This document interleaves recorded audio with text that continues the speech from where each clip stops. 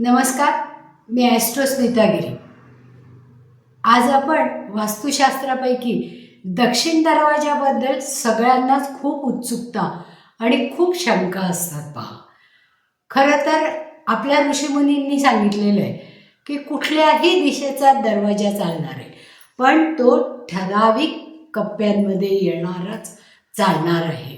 म्हणजे तिथे ज्या देवता असतात त्यांच्याकडून आपल्याला सगळे त्यांचे चांगले गुण किंवा त्यांचा आशीर्वाद प्राप्त व्हावा म्हणून प्रत्येक दिशेच्या योग्य त्या देवतेकडून आशीर्वाद मिळवण्यासाठी आपण वेगवेगळ्या दिशांचे दरवाजे नेहमी सिलेक्ट करत असतो. तर दक्षिण दिशेचा दरवाजा सर्व काही वाईट नाही आहे. दक्षिण दिशा ही जशी यमाची दिशा आहे तशीच ती लक्ष्मीची दिशा आहे. तिथून येणारा पैसा हा अगणित प्रमाणात असू शकतो. पण खूप लोकांना आमचा दरवाजा दक्षिणेला आहे, मग काय करायचं? तर बऱ्याच लोकांना हे माहीत असतं की दक्षिणेला ज्यांचा दरवाजा आहे त्याच्यावर एक पंचमुखी हनुमान लावायचा असतो. आणि तो का लावायचा याचं मात्र त्यांच्याकडे उत्तर नसतं. बऱ्याच लोकांना यामागचं काही कारण सांगता येत नाही. तर आता आपण पंचमुखी हनुमानाची कथा ऐकूया. ज्या वेळेस राम आणि लक्ष्मण यांना सर्पपाशामध्ये बद्ध केलं होतं त्यावेळेस महिरावणाने त्यांना द्वंद्व करण्यासाठी किंवा त्याच्याशी युद्ध करण्यासाठी हनुमानाला आवाहन दिलं होतं. कारण हनुमान सगळ्यात शक्तिवान आहे पहा, म्हणून हनुमानाला आवाहन दिलं. आणि हनुमान हा रामाचा सच्चा भक्त म्हणून त्याला आवाहन केलं की माझा वध कर.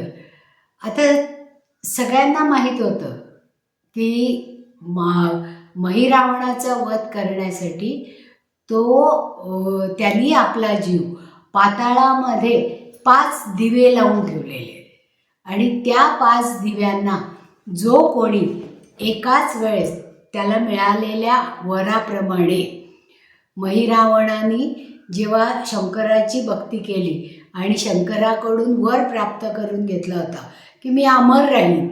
शंकर म्हणाले अमर नाही राहणार, पण तू 5 दिवे ज्या ठिकाणी कोणीही पोचू शकणार नाही अशा ठिकाणी ठेव. म्हणजे मग ते दिवे एकाच वेळेस एकाच व्यक्तीने जर विझवले तर मात्र तुझा प्राण जाईल असे शंकराने त्याला वरदान दिलेलं होतं. म्हणजे जेव्हा त्याला अमर होण्याचा वर हवा होता तेव्हा त्याच्यासाठी त्यांनी हा उपाययोजना इतर लोकांसाठी, कारण महिरावण हा राक्षस होता आणि तो त्याच्या राक्षसी वृत्तीने सगळ्या तिन्ही लोकांवर विजय मिळवण्याची शक्यता होती. म्हणूनच शंकराने अशा प्रकारचा वर महिरावणाला दिलेला होता. मग त्याप्रमाणे महिरावणाने पाताळामध्ये 5 दिवे लावून ठेवले होते आणि ते वेगवेगळ्या दिशांना जरी एकत्रित असले तरी वेगवेगळ्या दिशांकडे त्यांची तोंड करून ठेवलेली होती. त्यामुळे ते एकाच वेळेस 5 दिवे विझवणं अशक्य होणार होतं. म्हणून महिरावण हा अतिशय उन्मत्त झालेला होता. मग ज्या वेळेस रामाची आणि लक्ष्मणाची सुटका करायची होती तेव्हा दक्षिणेकडे महिरावणाचा विनाश करण्यासाठी हनुमानजी गेले. आणि हनुमानजींना हे कळलं की महिरावणाचा तेव्हाच वध होईल जेव्हा पाताळातील हे 5 दिवे आपण एकाच वेळेस विझू. त्यावेळेस हनुमानाने काय केलं की 5 मुख धारण केली. मग ती 5 मुख म्हणजे एक पहिलं मुख हे मुख्य हनुमानाचं मुख आणि त्याच्या बाजूनी 4 आणखी मुख आपल्या शक्तीने निर्माण केली. ती कोणाकोणाची होती तर पंचमुखी हनुमानाची 5 मुख म्हणजे मुख्य मुख हनुमानाचं हनुमान कसा आहे? सात्विक आहे, पवित्र आहे, यश आणि भक्ती देणारा आहे, औदार्य दाखवणारा आहे, त्याग करणारा आहे आणि बलाचा जास्तीत जास्त वापर करून शत्रूपासून सुटका करणारा आहे. म्हणून हे मुख्य हनुमानाचं मुख हे मध्यभागी आहे. त्याचप्रमाणे नरसिंहाचं मुख आपल्याला माहिती आहे, हिरण्यकश्यपूचा वध करण्यासाठी नरसिंहाने अवतार घेतला होता आणि प्रल्हादाचं रक्षण करण्यासाठी त्यांनी हिरण्यकश्यपूचा वध केला. ते नरसिंहमुख धड मानवाचं नाही किंवा प्राण्याचं नाही, असं त्याचं शरीर होतं. तर त्याच्यामध्ये संकटाशी सामना करण्याची शक्ती होती, निर्भयता होती आणि प्रबळ शक्ती देणारं असं नरसिंहाचं मुख. म्हणजे दुसरं मुख हे नरसिंहाचं मुख.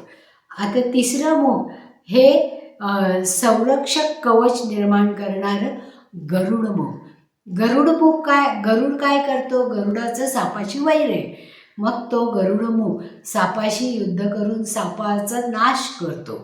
त्याप्रमाणे विविध बाधा हरण करणारे आणि त्याच्यापासून सतत सगळ्यांचं रक्षण करून संरक्षक कवच आपल्या भोवती निर्माण करणारं असं हे गरुडमुख. हे तिसरं मुख. चौथं वराहमुख. वराहामध्ये खूप शक्ती आहे पहा, कारण त्यांनी पृथ्वी समुद्रातून वरती तोलून वर आणलेली होती आपल्या 2 सुळ्यांवर धरून. म्हणजे सगळ्या क्षेत्रातली प्रगती, संपत्ती, यश, धन, समृद्धी आणि ऐशो आराम देणारं असं हे वराहमुख. मग मारुतींनी चौथ्या मुखाचं म्हणजे वराहमुख बनवलं. त्याचप्रमाणे 5वं मुख हे हयग्रीवाचं मुख केलं, की आकाशातून येणाऱ्या सर्व, कारण आकाश, पाताळ आणि पृथ्वी इथून सगळीकडनं दुष्टशक्ती येतातच. मग त्या दुष्टशक्ती रोखून धरण्यासाठी आणि चांगल्या शक्तींना थारा देण्यासाठी हयग्रीवाचं मुख मारुतींनी आपल्या शक्तींनी उत्पन्न केलं. आणि या पंचमुखांमध्ये म्हणजे मुख्य मुख, नरसिंहमुख, गरुडमुख, वराहमुख आणि हयग्रीवमुख या सगळ्या मुखांच्या हातामध्ये म्हणजे 10 हाताचं असलेला हा मारुती, त्याच्या प्रत्येक हातामध्ये एक एक शस्त्र होतं, की जे विनाश करण्यासाठी किंवा दुष्टांचा नाश करण्यासाठी या प्रत्येक हातामध्ये शस्त्र. गदा तर मारुतीची होतीच, पण त्याच्याबरोबर धनुष्य, परशु याच्यासारखे सगळी शस्त्र मारुतीच्या हातात. आणि मारुतीचे शेपूट हे एका टोकापासून दुसऱ्या टोकापर्यंत. आता हा पंचमुखी मारुती कसा लावायचा? तर तो उभा असलेला की म्हणजे वेगवेगळ्या प्रकारच्या मारुतीची चित्र मिळतात पहा. पंचमुखी मारुतीचं हे चित्र उभं असलं पाहिजे, की 10 हातात शस्त्र असलेली, उभा असलेला धनुष्य आणि गदा प्रामुख्याने दिसणारा असा हा मारुती हवा. किंवा हा हनुमान आशीर्वाद देणारा नको, बसलेला नको, डोंगर उचलून उडी मारणारा नको. म्हणजे वेगवेगळ्या रूपातला किंवा रामाचं हृदयामधलं रामाचं स्थान दाखवणारा मारुतीही नको, दास मारुती नको. म्हणजे अशी ही चित्र न लावता केवळ पंचमुखी हनुमानाचं जर चित्र लावलं तर त्याचा उपयोग दीर्घकाळापर्यंत होतो. मग या हनुमानाने 5 मुखांनी एकाच वेळेस हे पाताळातले 5 दिवे सगळी शक्ती एकवटून पूर्ण विझवले आणि त्या विझवल्यानंतर महिरावण मरून गेला. म्हणजे दुष्टशक्तींचा नाश करण्यासाठी हा पंचमुखी हनुमान असतो आणि त्यांनी हे पंचमुख धारण केलेलं आहे. तर असा हा मारुती आपल्याला आपल्या दक्षिण दरवाजावर लावायला पाहिजे. त्याचे नक्कीच इफेक्ट सगळ्यांना मिळतात. तर तुम्हीही प्रयत्न करून पहा की अशा हनुमानाचे चित्र मिळवून तेच हनुमानाचं चित्र आपल्या दक्षिण दरवाज्यावर जर लावलं तर त्याचा शतपटीने उपयोग होतो. ही माहिती जर आवडली असेल तर लाईक करा, सबस्क्राईबही करा आणि हीच माहिती तुमच्या मित्रमैत्रिणींपर्यंत पोचवायची असेल तर शेअरही करा. आणि तुमच्या मनात आणखीन काही शंका असतील तर जरूर मेसेज करा. तुमच्या मेसेजचं उत्तर आम्ही नक्की देऊ आणि पुन्हा असाच एखादा विषय घेऊन तुमच्या भेटीला येऊ. धन्यवाद.